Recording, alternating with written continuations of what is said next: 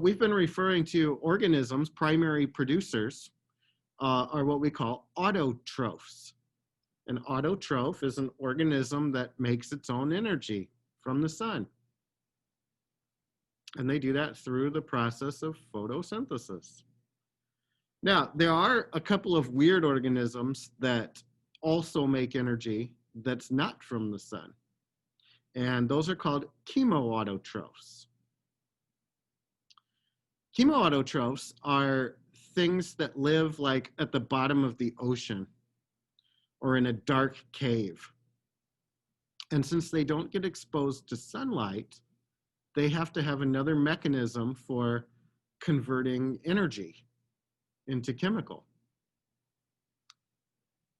And so these little guys that live down at the bottom of the ocean, they actually use heat that's coming out of vents in the ocean floor near tectonically active spots. And these organisms have evolved or adapted to produce chemical organic energy from heat. That's pretty neat. Life finds a way somehow, here on this planet at least. Those are called chemoautotrophs, chemosynthesis. If we start to look at other organisms on Earth, not everything is an autotroph, right? We don't get our energy directly from the sun or from heat. We get it from eating autotrophs. And so those are called, if at the bottom of the screen you see, heterotrophs. Instead of GPP and NPP, we just change it to S for secondary. Primary and secondary. We still have to subtract our waste energy, second law of thermodynamics. We subtract the respiration process and the food product that we eat that turns into waste. Feces gets subtracted as well. And what we're making is biomass. We're making organic matter. A food chain shows us the direction that energy flows through an ecosystem. Or that's what must happen. Nutrients must cycle, energy must flow through. But this shows us the path that it takes. And notice that on the right-hand diagram, it starts at the bottom, and energy always starts from the sun, as long as it's photosynthesis. And so we see some terms that are important on the right-hand side. Producer. Well, that would be a primary producer. And then the first thing that eats it is called a primary consumer. And then we just have the ordinal classification. Secondary. Tertiary. Tertiary refers to third. Quaternary refers to fourth. A food web is really just multiple food chains diagrammed together.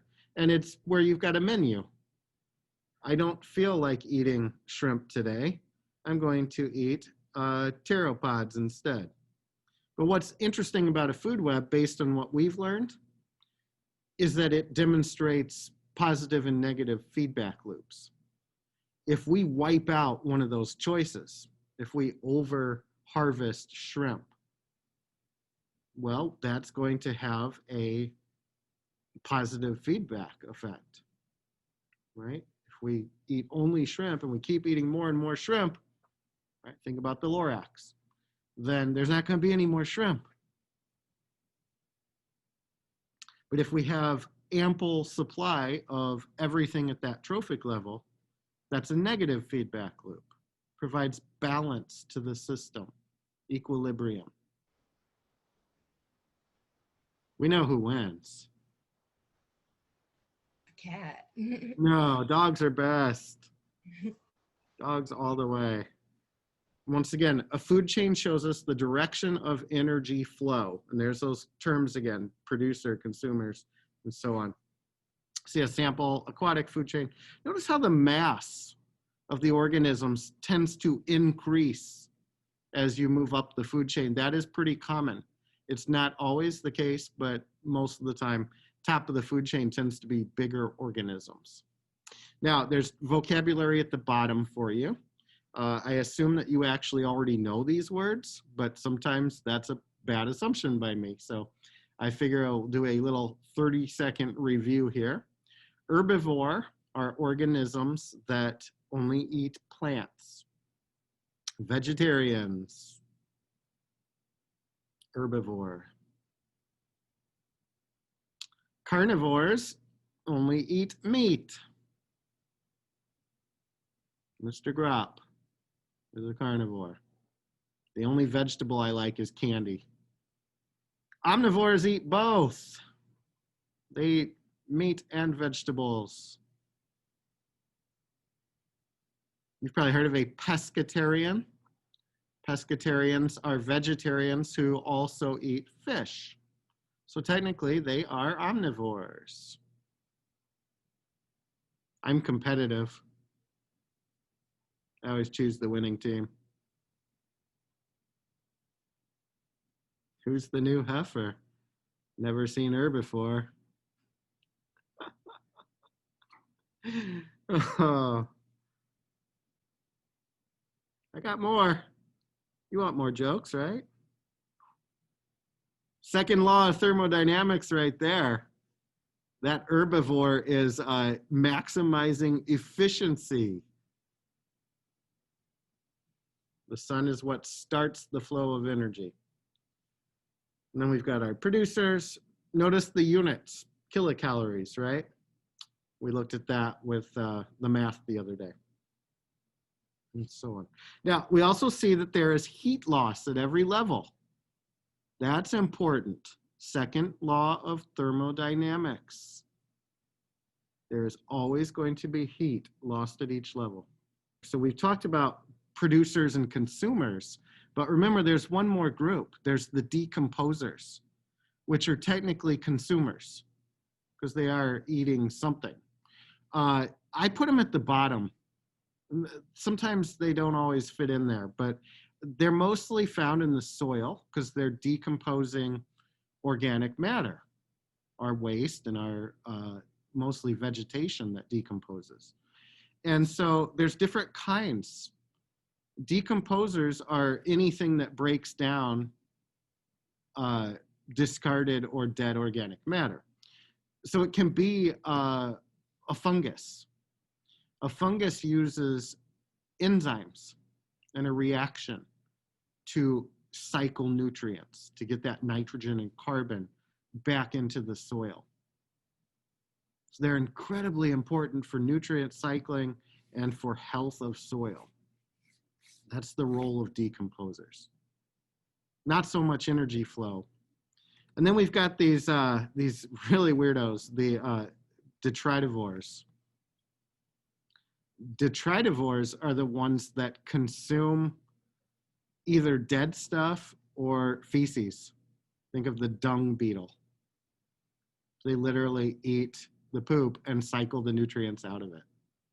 Well, that's pretty important. I'm glad we don't have to do that. Thank goodness for these detritivores that take care of that for us. Earthworms, dung beetle, those are the most common examples. Are detritivores decomposers? Yes, they are a subset of decomposers. Now, last thing I'd like to do is go through 3 types of pyramids. Not all trophic pyramids show the same thing. There's 3 kinds. So we begin with the one that I've already kind of introduced, and it's called a pyramid of energy.